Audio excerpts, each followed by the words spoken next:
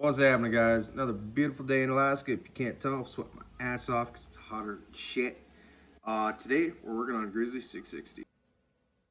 A freaking Yamaha in my garage. This is just wrong. This is actually somebody I know's wheeler, and today we're replacing the stator. I already got started, and I was like, I should probably try to do a video on it. Basically, I pulled the footrest off. You got 3 screws, which is a Phillips and an 8mm nut on front and rear, and then 4 10mm screws going directly down into this.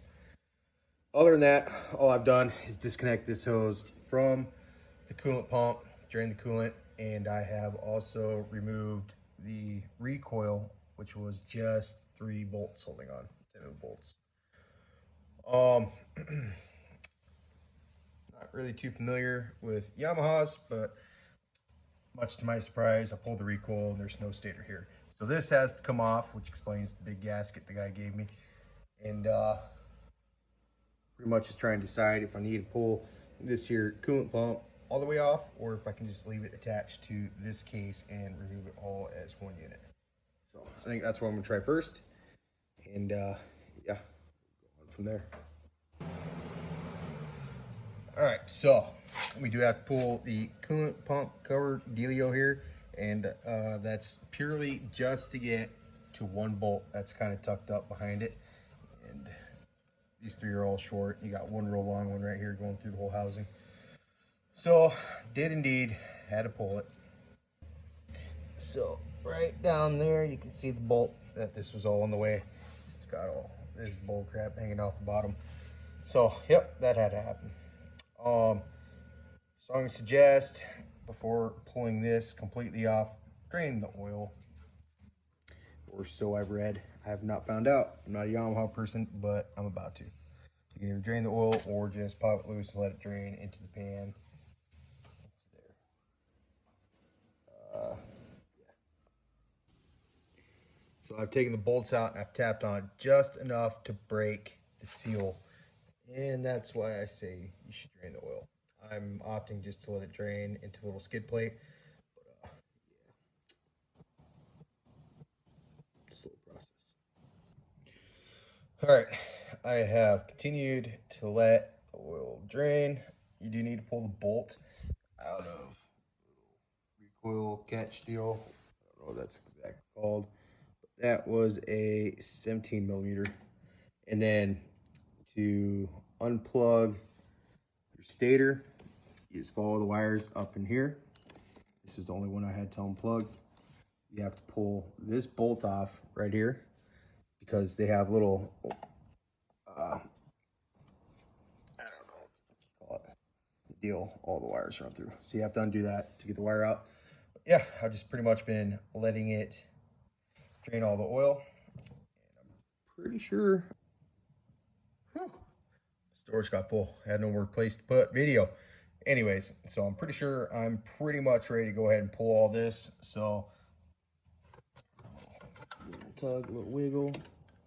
This is the first time I've seen in here a Yamaha Grizzly.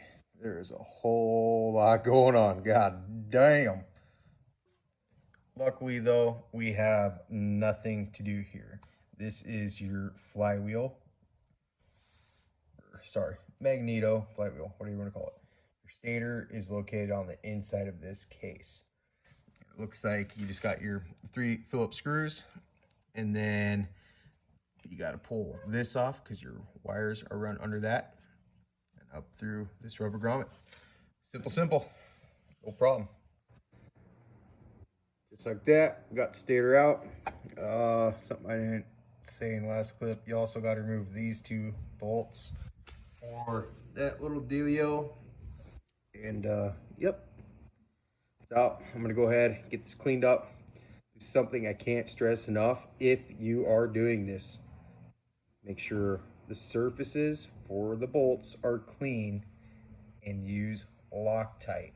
You do not want any of these screws or bolts coming off, getting wedged up in the magneto, or God forbid jammed up in any of these gears, timing chains, anything like that. That's just all bad. Absolutely use Loctite. So we got lucky and there was a genuine water pump gasket at the dealership, not even 5 minutes from my house. So we're gonna get back to working on this four-wheeler yet again. All right, that's pretty good to go. I just got to put one bolt in the top right there. Got the coolant pump knocked out. Gonna put one hose on it, but after I do that, I'm gonna hold off on the recoil. I gotta figure out how these coils mount, where they plug in at, and all that fun stuff. So this came to me as a basket case. I didn't take it apart, so yep, a lot of fun. So assuming you didn't have spark before, good news is it runs now.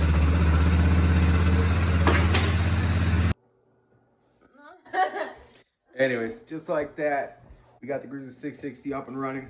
I just had to throw the coil, figure out where it went, and put a new boot on.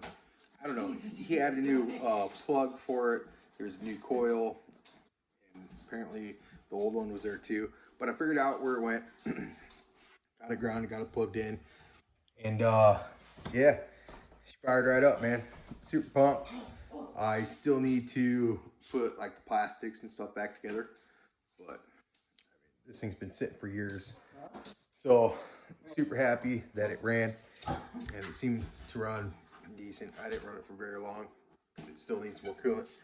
But yeah, that's it for this. Stator sucked, but really not that bad. It's a lot different than I'm used to. I've never had to drain coolant, and I've never had to drain motor oil to do a freaking Stator on any of my Polaris's. But you know, haha, Yamaha, let's make things complicated. But yeah, that's gonna be it for this video. Hope you guys enjoyed. Hope you learned something, and stay tuned. Projects never end.